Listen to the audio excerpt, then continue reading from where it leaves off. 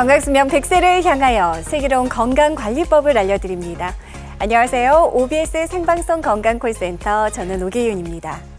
자, 어느새 추석 연휴가 코앞으로 다가왔습니다. 긴 연휴 동안 음식장만 하랴, 청소하랴, 또 손님 맞이까지 많은 노동에 시달릴 수밖에 없는데요. 자, 이처럼 고강도 가사 노동은요, 무릎 통증을 유발할 수 있을 뿐만 아니라 퇴행성 관절염과 같은 무릎 질환을 유발할 수도 있기 때문에 각별한 주의가 필요합니다. 자, 생방송 건강콜센터 오늘은요, 통증 일으키는 퇴행성 관절염, 비수술 치료법은 이란 주제로 무릎 질환과 또 다양한 치료 방법에 대해서 알아보도록 하겠습니다. 또 방송 중에 무료 전화 통화 열어두고 있는데요. 평소 무릎 통증이나 퇴행성 관절염으로 고생하고 계신 분들, 여러분들의 건강 고민 해결 저희가 조금 도움 드리겠습니다. 지금 바로 전화 주시기 바랍니다. 자세한 시청자 참여 방법 화면으로 안내하겠습니다.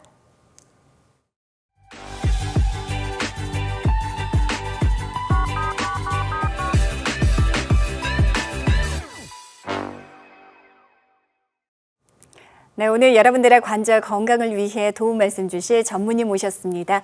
정형외과 전문의 문찬웅 원장님 나와주셨습니다. 원장님 안녕하십니까? 안녕하십니까? 시청자분들께 인사 한 말씀 부탁드립니다. 네, 안녕하십니까? 정형외과 전문의 문찬웅입니다.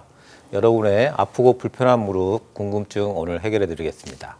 특히 큰 수술 무서워서 병원 가기도 주저하셨던 분들, 무릎을 관절을 보존할 수 있는 증식 치료 주사와 줄기세포 치료에 대해서 오늘 방송을 통해서 알기 쉽게 전달하도록 하겠습니다. 네, 오늘 문찬웅 원장님과 함께하면서 여러분들의 무릎 질환과 관련된 다양한 고민 해결 도움 드리겠습니다. 아래 나가는 번호로 지금 바로 연락 주시기 바랍니다. 자, 원장님, 무더운 여름이 이제 조금씩 꺾여가고 있습니다. 네. 여름철에도 역시 고온 다습해서 그런지 무릎 통증 호소하는 분들 많으셨거든요. 자, 대표적인 무릎 질환 어떤 것들이 있는지 먼저 짚어주실까요? 네, 우리가 아무래도 나이를 먹어가면서 가장 흔하게 만나게 되는 병이 바로 퇴행성 관절염입니다. 네. 관절 연골이 닳고 뼈 모양이 틀어지면서 이렇게 관절이 내려앉게 되면 지금 왼쪽 사진에 보시는 것처럼 관절이 심하게 닳게 되는데요. 네. 이렇게 되면은 조금만 움직여도 아프게 되고요. 쉽게 물이 차고 무릎을 다 펴고 구부리는 게 잘 안 되게 되고요. 심한 O자나 X자 같은 변형까지 발생하게 됩니다. 이렇게 되면 상당히 생활이 힘들어지죠. 그런데 최근에 야외 활동이 많아지고 스포츠 부상이 늘면서 오른쪽 사진을 보시는 것처럼 젊은 분들도 이렇게 관절 연골이 다쳐서 벗겨지게 되면 바로 이런 관절염 변화가 바로 시작되게 되는데요. 네네. 이거 제대로 치료를 받지 않으면 결국 무릎이 망가지기 때문에 처음부터 좋은 치료를 받는 게 중요합니다. 그러니까 퇴행성 관절염 하면은 노인분들의 대표적인 질환으로 알려져 있습니다만 원장님 말씀하신 대로 최근에는 스포츠 손상 등 젊은 층에서도 퇴행성 관절염 발생이 무척 많아지고 있는 추세가 아닌가 합니다. 그런데요, 이렇게 관절염이 시작됐는데도 좀 쉬면 나아지겠지 하면서 제때 치료하지 않고 방치하게 되는 경우가 무척 많은 것 같습니다. 원장님, 이렇게 되면 당연히 문제점이 발생되겠죠. 예, 그렇습니다. 일단 우리 몸에 무릎 관절 연골이 관절 연골 관련돼인데요. 관절 연골이 괜찮을 때는 달리기를 하거나 등산을 하더라도 아프지도 않고 붓지도 않고 잘 쓸 수가 있죠. 네. 근데 이 관절 연골이 슬슬 닳기 시작하거나 다쳐서 벗겨지기 시작하면은 슬슬 관절 연골 자체는 통증이 못 느끼기 때문에 아프지 않지만 네. 이 손상된 부위로 인한 염증으로 인해서 관절에 물이 차게 되면 그때 불편하고 아픈 걸 느끼게 됩니다. 그때 잠깐 물이 찬 거에 대한 치료만 하고도 계속 방치를 하게 되면 결국 계속 진행하면서 관절 연골이 완전히 닳고 벗겨져서 뼈만 남게 되는 그런 상황이 되는데요. 네네. 이런 상황이 되면은 아주 심해지면 조금만 걸어도 쉽게 아파져서 활동이 어렵게 되고요. 관절에 자꾸 물이 차고, 그리고 지금 사진에 엑스레이 사진에 보시는 것처럼 관절 안쪽이 닳게 되면 저렇게 O자 변형이 생기게 되는 그런 심한 퇴행성 관절염이 되게 됩니다. 네. 이렇게 되면은 바깥 활동은 물론 집안일도 하기 힘들어지는데요. 이렇게 되면 활동이 줄다 보면 아무래도 여러분의 무릎뿐만이 아니라 전신 건강이 나빠질 수 있습니다. 결국 처음에는 관절만의 문제였는데 방치하게 되면 온몸의 건강이 위협을 받을 수 있는 그런 상황이 오기 때문에 처음부터 불편해지고 아프기 시작하면 바로 치료를 시작하는 게 중요합니다. 네. 무릎이라는 신체 부위 자체가 우리 전신을 좀 받치고 있는 역할을 또 하기 때문에 처음엔 무릎만의 문제가 이 치료를 제때 받지 않고 방치하게 되면 전신의 문제 그리고 정신적으로 정신 건강에도 악영향을 미친다는 부분을 원장님께서 짚어주셨습니다. 자, 그렇다면 좀 빠르게 증상이 생겼을 때 좀 치료를 받으면 좋을 텐데요. 원장님, 단계별로 치료 방법 좀 달라지나요? 네, 그렇습니다. 아주 증상이라든지 경과, 병변에 따라서 아주 다양한 치료들이 존재하는데요. 일단 아픈 지 얼마 안 됐고 관절 연골이 비교적 괜찮은 분들은 물리치료나 도수치료 그리고 일반적인 약물치료나 일반적인 주사를 맞는 그런 보존 쪽 치료를 시행하게 됩니다. 네. 근데 이런 보존 쪽 치료에도 좋아지지 않거나요. 이미 관절 연골 상태가 너무 안 좋은 분들은 작게는 관절경 시술부터 아주 심한 분들은 인공관절 수술 같은 큰 수술을 받을 수 있게 됩니다.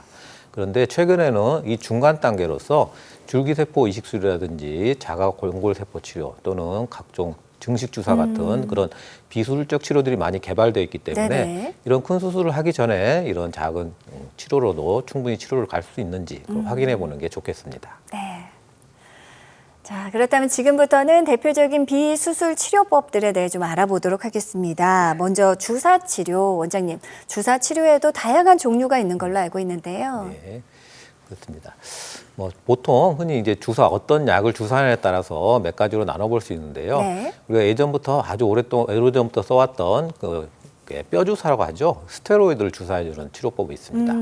이 스테로이드 주사는 갑자기 물이 차고 심하게 아팠을 때 그런 급성기에 빠른 효과를 볼 수 있는 그 효과를 노리고서 이제 주사를 하게 되는데요. 네네. 흔히 효과가 빠르기 때문에 아주 좋은 약으로 오해하시는 분이 많은데 이 스테로이드는 강력한 소염제입니다. 이 소염 작용을 통해서 그 물이 차고 아픈 염증만 가라앉힐 뿐이지 원인 해결은 안 되는 그런 눈 가리고 아웅하는 치료가 많기 때문에요. 네. 병을 키우는 경우가 많고요. 또 너무 오래 자주 많이 사용하게 되면은 전신에 심각한 합병증이 올 수 있기 때문에 좀 주의가 필요합니다. 네. 그리고 두 번째로 연골 주사라고 많이 들어보셨을 겁니다.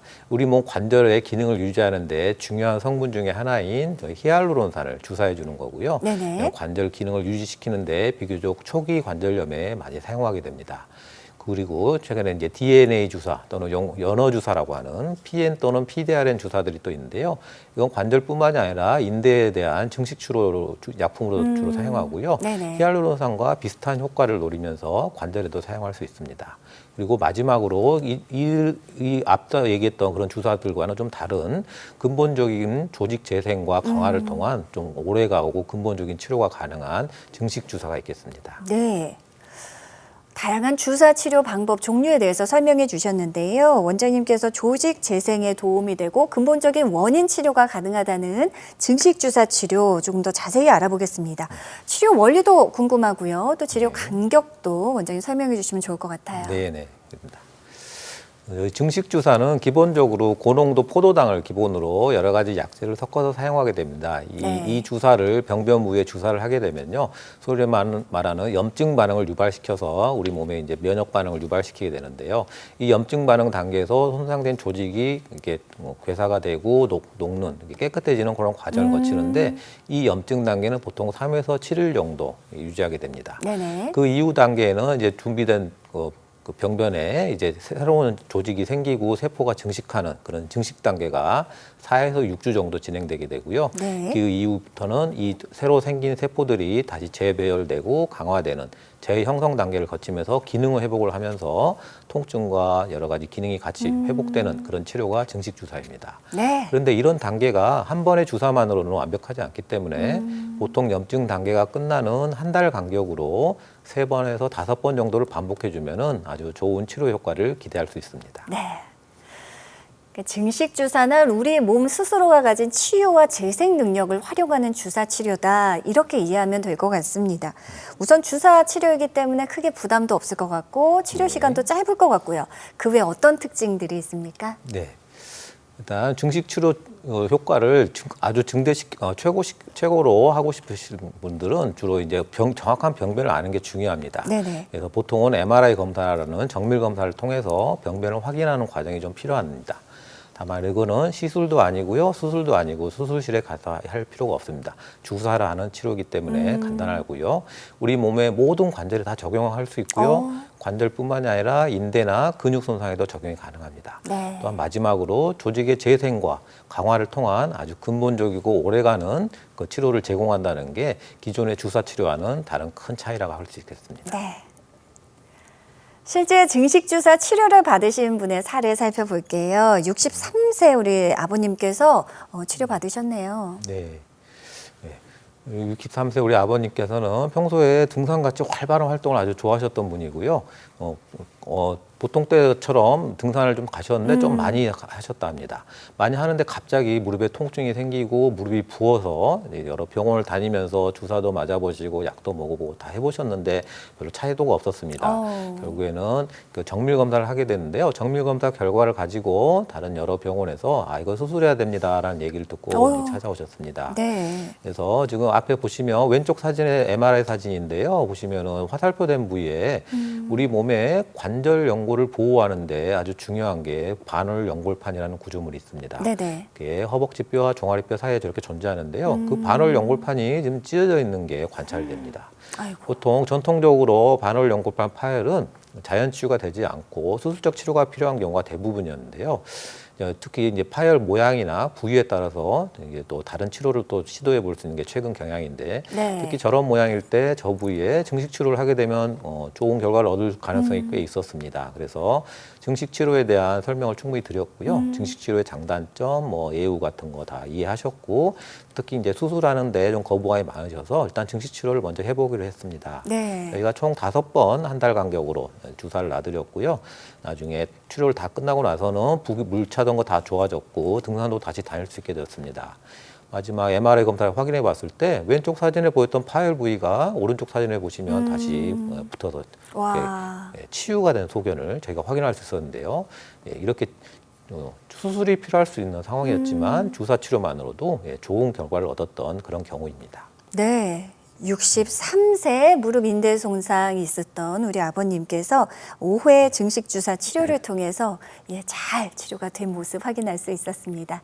방송이 진행되는 동안 여러분들의 전화가 많이 도착하고 있다고 합니다. 이쯤에서 고민 해결 좀 해드려야겠죠.